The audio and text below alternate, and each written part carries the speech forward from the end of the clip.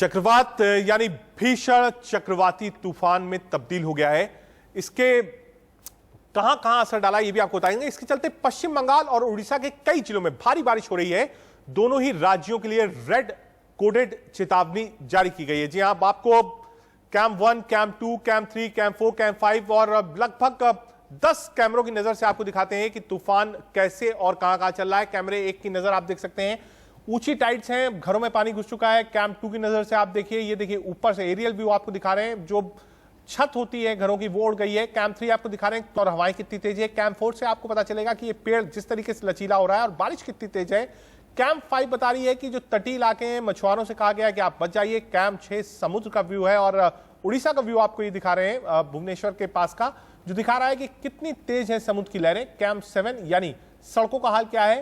Camp 8 आप बादल की तस्वीर भी आप देख पाएंगे और तटीय इलाकों की तस्वीरें, कितनी तेज हवाएं चल रही हैं। कैंप 9 तूफान की तस्वीर आपको दिखा रहा है और कैंप 10 आपको दिखा रहा है कि कैसे पानी जो है वो शहर के अंदर तक घुस गया है। 10 तस्वीरें बता रही हैं यास के सैलाब का असर क्या है, यास कैसे चल रहा है। 150 की स्पीड पे आप हवाएं चल रही हैं, पानी घरों तक घुस आया है, तेज बारिश हो रही है। मछुआरों से कहा गया है कि आप समुद्र के किनारे बिल्कुल मत जाइए। 10 तस्वीरें यास के इफेक्ट की।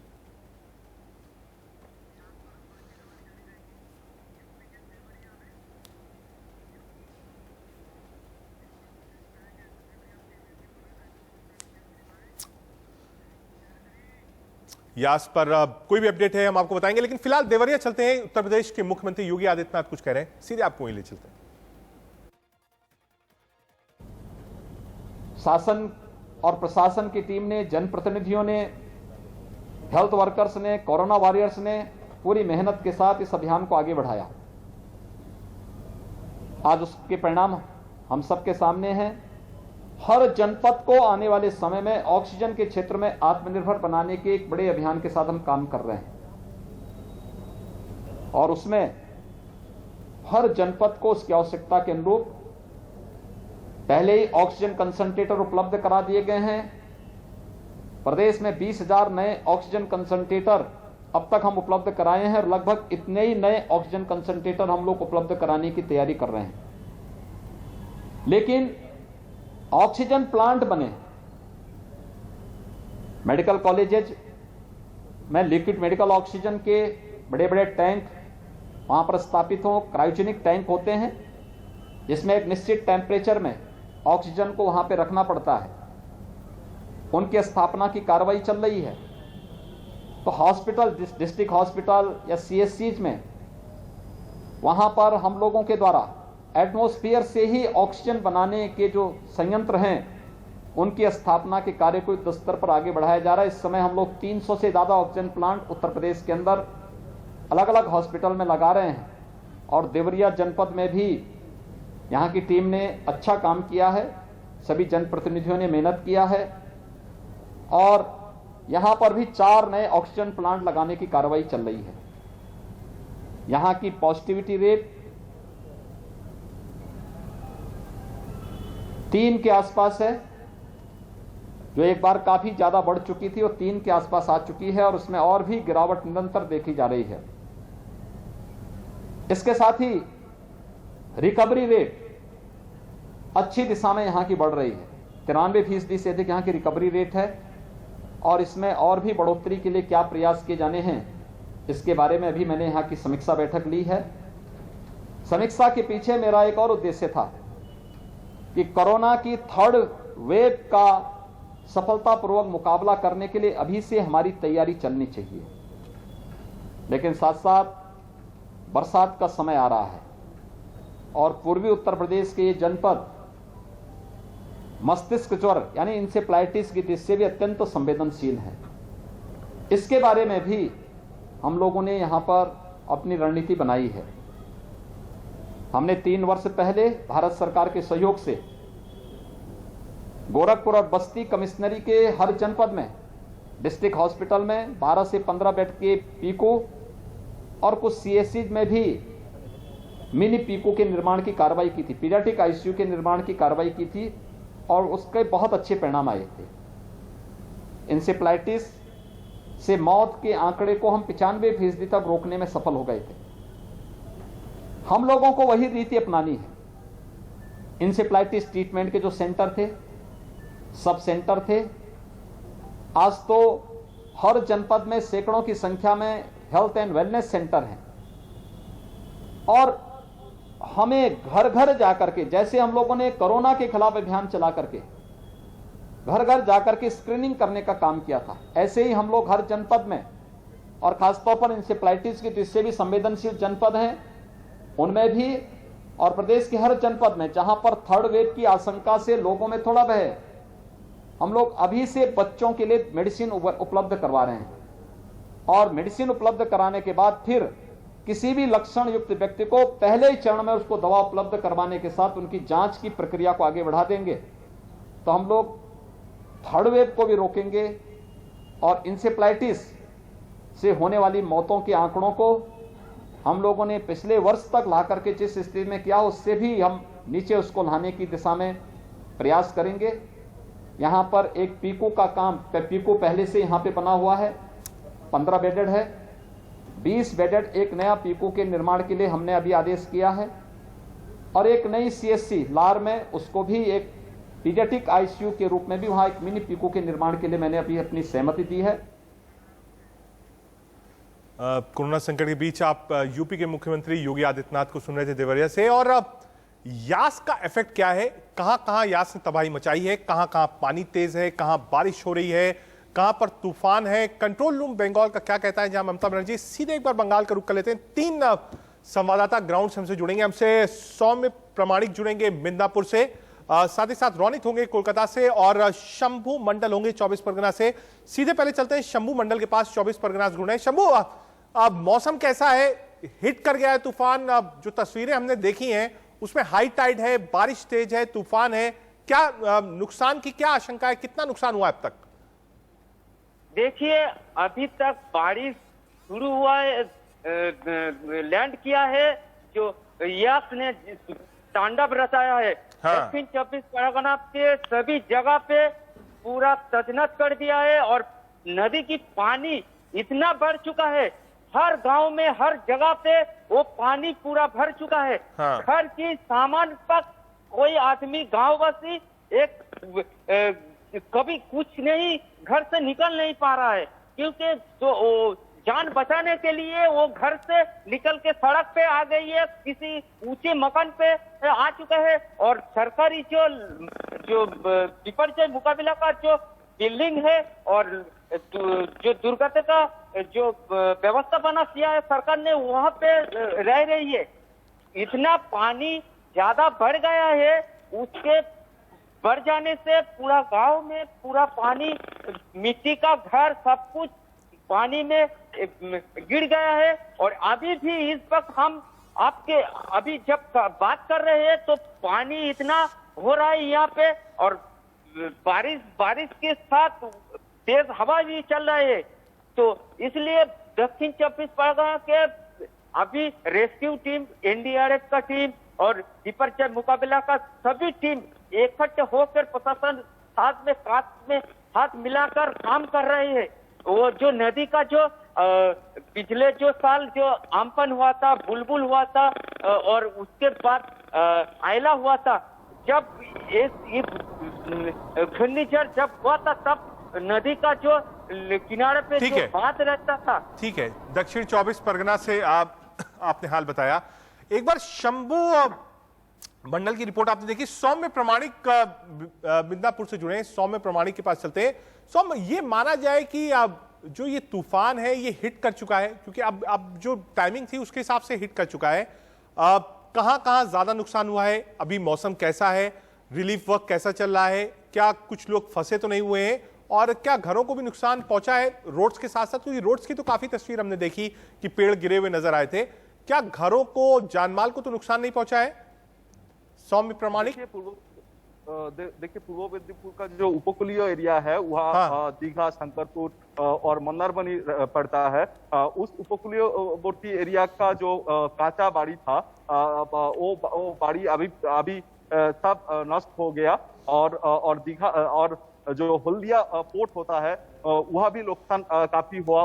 हल्दी नदी का जलस्तर बढ़ गया, इसलिए हल्दिया टाउन का भी बेस कुछ वार्ड वो भी जलमग्न हो गया और तमलुक टाउन का भी रूपनारायण नदी का जल बढ़ने से तमलुक टाउन भी अभी जलमग्न हो गया। और दीघा का अभी हालत जो है, बारिश थोड़ा थोड़ा चल रहा है और बहुत हवा जोर से दे रही है, इसलिए एनडीआरएफ का जो टीम वो भी ठीक ठाक से काम अभी भी नहीं कर पा रहा है। सेना भी अभी जो लोग फंसे हुए हैं वो लोग को निकल के लिए एनडीआरएफ जवान और एसडीआरएफ का टीम बहुत सारे कर्मकर्ता ने अभी रेस्क्यू ऑपरेशन चला रहा है।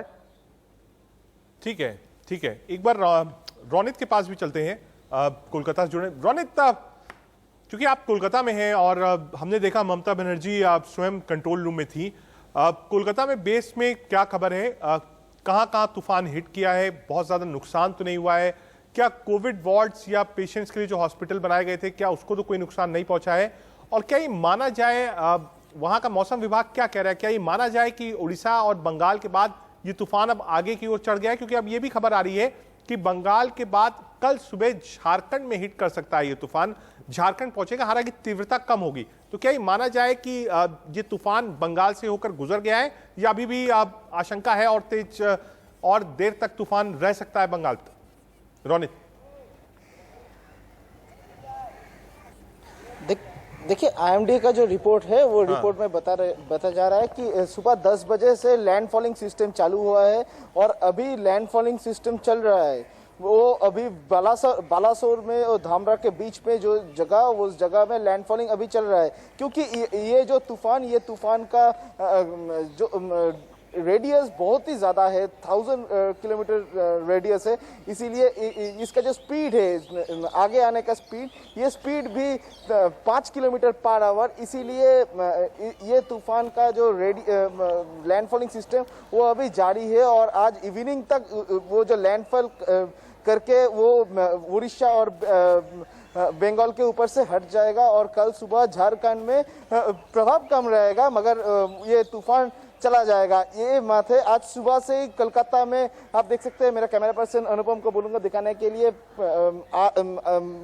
पूरा मेघला आकाश है, उसके साथ थोड़ा थोड़ा बारिश भी हो रहा है और तेज हवाएं दे रहा है। और मैं चाहूंगा कि दिखाने के लिए आपको, मेरा कैमरा पर्सन अनुपम को बोलूंगा, मैं अभी हूँ बाबूघाट इलाका में, कि गंगा का जो वेव है, वो गंगा का जो जल स्तर है वो विपद सीमा के ऊपर से जा रहा है, डेंजर जोन के ऊपर से जा रहा है। और इधर का जो रहने वाला है, बाबूघाट का जो रहने वाला है, वो लोग भी डेंजर में है, क्योंकि आप देख सकते हैं मैं बाबूघाट के अंदर में आ रहा हूँ। ये जगह में सब बाबूघाट में काम वगैरह होता है। आप देख सकते हैं कि पानी का लेवल कितना ऊपर है। ये मेरे सामने है ट्रेन लाइन, ये ट्रेन लाइन छूने वाला है गंगा का पानी। आप देख सकते हैं कि मेरे दाहिने तरफ, मेरा कैमरा पर्सन अनुपम को बोलूंगा दिखाने के लिए, ये जो दाहिने तरफ है, ये इधर 12 फैमिली रहता है। ये 12 फैमिली का जो घर, वो घर डूब चुका है गंगा का पानी के ऊपर, गंगा के पानी में। इधर 12 फैमिली रहता है और वो लोग नहीं जानते क्या करेंगे, क्योंकि प्रशासन की तरफ से कल उन लोग को हेल्प के लिए आया गया था, मगर वो लोग नहीं गए थे घर बचाने के लिए। अभी उन लोग का जो हालात है आप देख सकते हैं, मेरा कैमरा पर्सन को बोलूंगा दिखाने के लिए। अभी बारिश से बचने के लिए जो भी करना चाहिए वो करके वो लोग घर में ही रह रहे हैं और घर के बाहर नहीं आ रहे हैं। अभी तक प्रशासन की तरफ से कोई स्टेप नहीं लिया गया है, मगर ममता बनर्जी के सरकार की तरफ से जो कहा जा रहा है कि नवान्न की तरफ से जो खबर हम लोग को मिल रहा है कि आज शाम को ममता बनर्जी खुद बैठक करेंगे, हर डिपार्टमेंट का जो मिनिस्टर्स है उन लोग के साथ बैठक करेंगे और डीएम के साथ बैठक करेंगे और डिसाइड करेंगे कि क्या करना चाहिए। और जैसा कि हम लोग देखे थे पूर्व मेदिनीपुर और पश्चिम मेदिनीपुर में, पूर्व मेदिनीपुर और दक्षिण चौबीस परगना में। ठीक है रोनित, आपने तस्वीरें दिखाई, आपने बताया कि कैसे पानी बढ़ गया है, जो लोग रह रहे हैं उनको मुसीबत हो रही है, लेकिन घर छोड़ के जाने को तैयार नहीं है, और रेलवे लाइंस के पास कैसे पानी भरा है। लाइव तस्वीरें हमने आपको दिखाई बंगाल से, मिदनापुर से दक्षिण 24 परगना, हर जगह से लाइव तस्वीरें दिखाई। तीनों संवाददाता हमारे साथ लाइव जुड़े हुए थे, बहुत शुक्रिया आप तीनों का। आगे बढ़ते हैं। साइक्लोन यास किस तरह कहर बरपा रहा है, इसकी तस्वीर दीघा से आई है। जी हां, जहां समुद्र का पानी घरों के साथ साथ गाड़ियों के अंदर घुस गया है।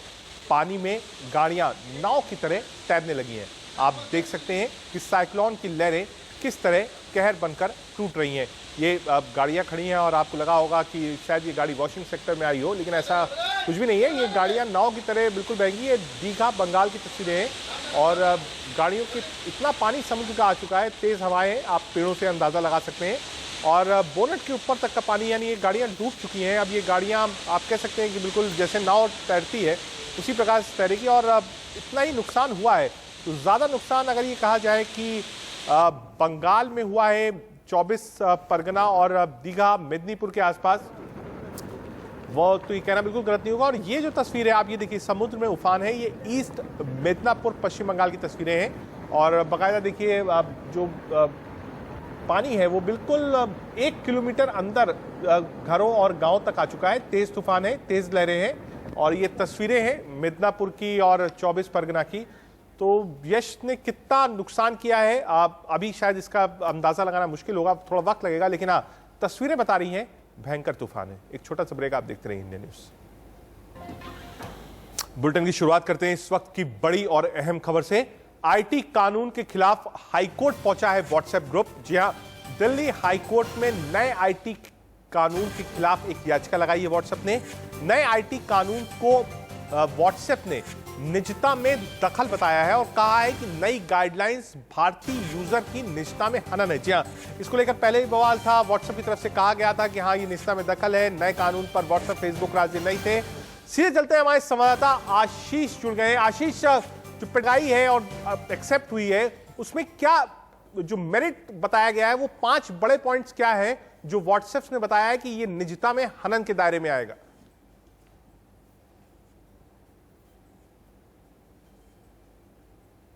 आज गस्टेड हॉलीडे है, इसलिए हाईकोर्ट जो है वो बंद है। हाँ। कल उम्मीद ये की जा रही है कि कल जो व्हाट्सएप के वकील होंगे वो सुबह मुख्य न्यायाधीश के सामने, यानी जो दिल्ली हाईकोर्ट के चीफ जस्टिस है, उनके समक्ष मेंशन करेंगे और मामले की जल्द सुनवाई की मांग करेंगे। व्हाट्सएप ने जो अपनी याचिका दिल्ली हाईकोर्ट में दाखिल की है उसमें व्हाट्सएप ने ये कहा है कि अगर हम सारे जो डेटा हैं अगर गवर्नमेंट के साथ साझा करते हैं तो वो प्राइवेसी का उल्लंघन होगा। सुप्रीम कोर्ट के कॉन्स्टिट्यूशन बेंच के फैसले का हवाला दिया गया है राइट टू प्राइवेसी को लेकर, जो सुप्रीम कोर्ट ने अपना फैसला दिया था और कहा था कि right to privacy is come under the fundamental right, यानी मौलिक अधिकार है, उसका हवाला दिया है। तीसरी अहम बात, व्हाट्सएप ने ये भी कहा कि अगर हम एक बार ये बता देते हैं सरकार को के साथ उनके कानून पर हम समझौता कर लेते हैं तो हमें ये बताना पड़ेगा कि अगर मैसेज अगर कहीं से निकला है तो वो किसने जनरेट किया है। तो ये जो जितनी भी प्राइवेसी अभी व्हाट्सएप कर रहा है वो अब नहीं रहेगी। लेकिन एक अजीब सी विडंबना है यहाँ पर, एक अजीब सा विरोधाभास है, क्योंकि व्हाट्सएप की जो अपनी खुद की पॉलिसी है वो आपकी राइट टू प्राइवेसी का उल्लंघन करती है, जिसको लेकर अलग से दिल्ली हाईकोर्ट में याचिका दाखिल की गई है। तो अब कुल मिलाकर हाईकोर्ट ही ये तय करेगा कि केंद्र सरकार की पॉलिसी सही है या व्हाट्सएप की खुद की जो पॉलिसी है वो सही है। ठीक है आशीष, आप नजर बनाए रखिए, कोई भी अपडेट होगा बड़ी खबर है, हम आपसे लगातार अपडेट्स लेते रहेंगे। फिलहाल के लिए शुक्रिया। देश में एक बार फिर से बढ़ने लगे हैं कोरोना के केसेस। 24 घंटे में 2,80,000 नए केस सामने आए हैं। कोरोना से 24 घंटे में 4,160 लोगों की मौत हुई है। 24 घंटे में 2,95,000 मरीज ठीक भी हुए हैं और अब तक कोरोना से 3,11,000 की देश भर में मौत हो चुकी है। जी हाँ, कोरोना के आंकड़े अभी भी डराने वाले हैं। कुछ देश के कई हिस्से हैं जहां अनलॉक की प्रक्रिया शुरू हो गई है। दिल्ली में भी केसेस कम है, लेकिन अभी भी ओवरऑल आप कहिए तो केसेस ज्यादा है और मरने वालों की संख्या बिल्कुल कम नहीं हो रही।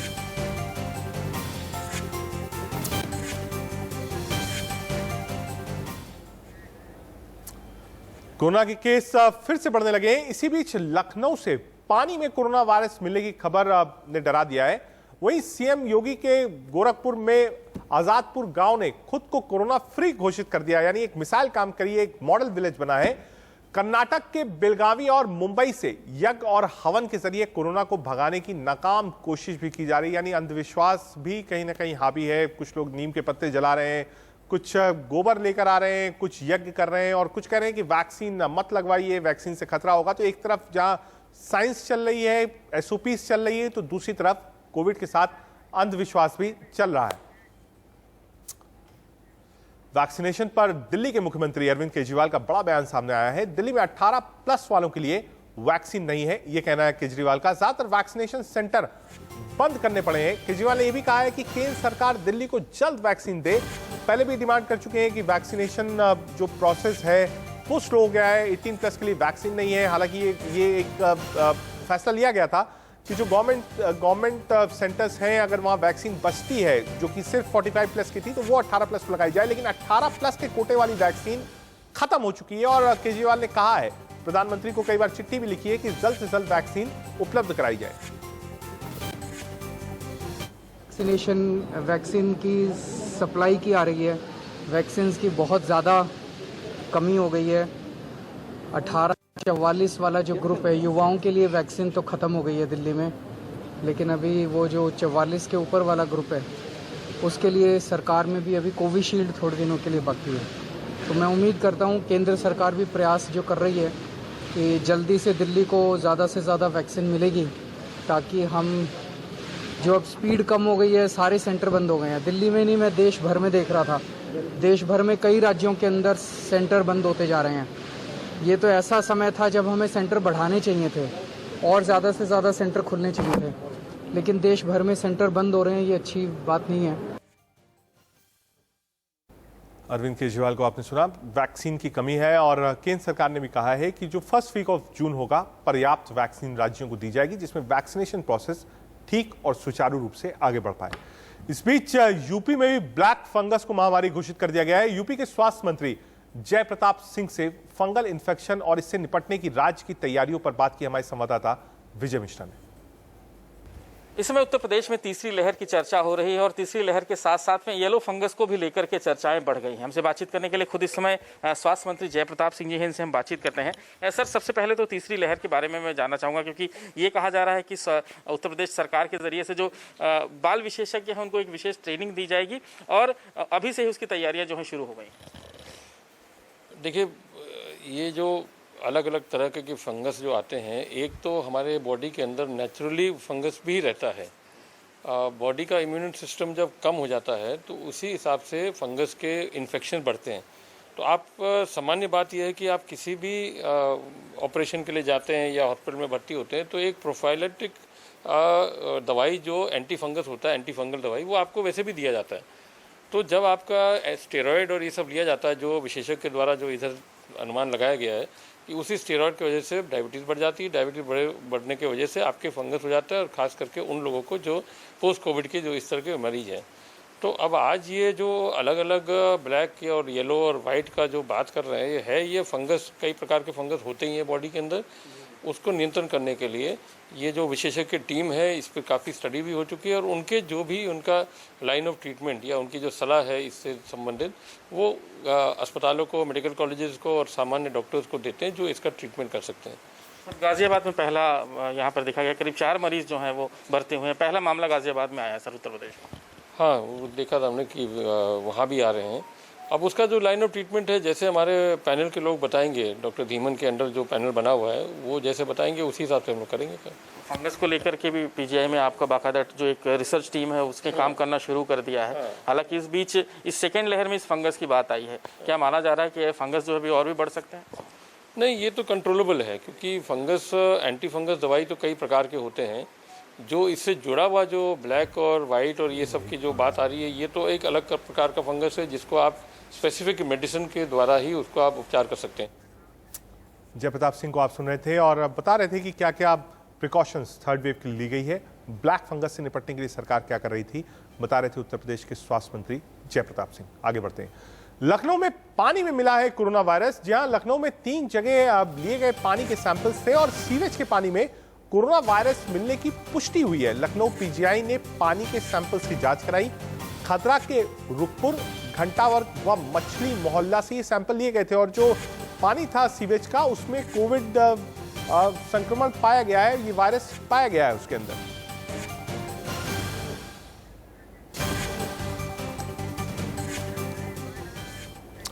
इस वक्त की बड़ी खबर आपको बता दें, किसान आंदोलन के 6 महीने पूरे हो गए हैं। आज काला दिवस मना रहे हैं किसान। काली पगड़ी बांधकर विरोध प्रदर्शन हो रहा है। जगह जगह केंद्र सरकार का पुतला जला रहे हैं किसान। घरों और वाहनों पर काला झंडा लगाने की अपील कर रहे हैं। 6 महीने पूरे हो रहे हैं। किसान आज भी बॉर्डर्स पर बैठे हुए हैं। पंजाब और हरियाणा में मूलतः हर घर के ऊपर काला झंडा दिखेगा। साथ ही साथ आप विजुअल्स में भी देख रहे हैं कैसे काला झंडा और काली पगड़ी आज पहनकर विरोध प्रदर्शन कर रहे हैं। 6 महीने पूरे हो गए हैं। हालांकि सवाल भी बहुत सारे खड़े हैं कि क्या कोविड काल में इस तरीके का धरना प्रदर्शन और इतने दिन तक एक जगह बैठना चाहिए, क्योंकि कई खबरें ऐसी भी आई हैं बॉर्डर से जहां किसानों की जान चली गई है कोविड के चलते। और कुछ लोगों ने कहा भी है कि ये अब जो प्रोटेस्ट है, ये जो आंदोलन है, ये अब सुपर स्प्रेडर के रूप में बन गया। लेकिन किसान साफ कह रहे हैं जब तक तीनों कृषि कानून वापस नहीं लिए जाएंगे तब तक वापसी नहीं होगी।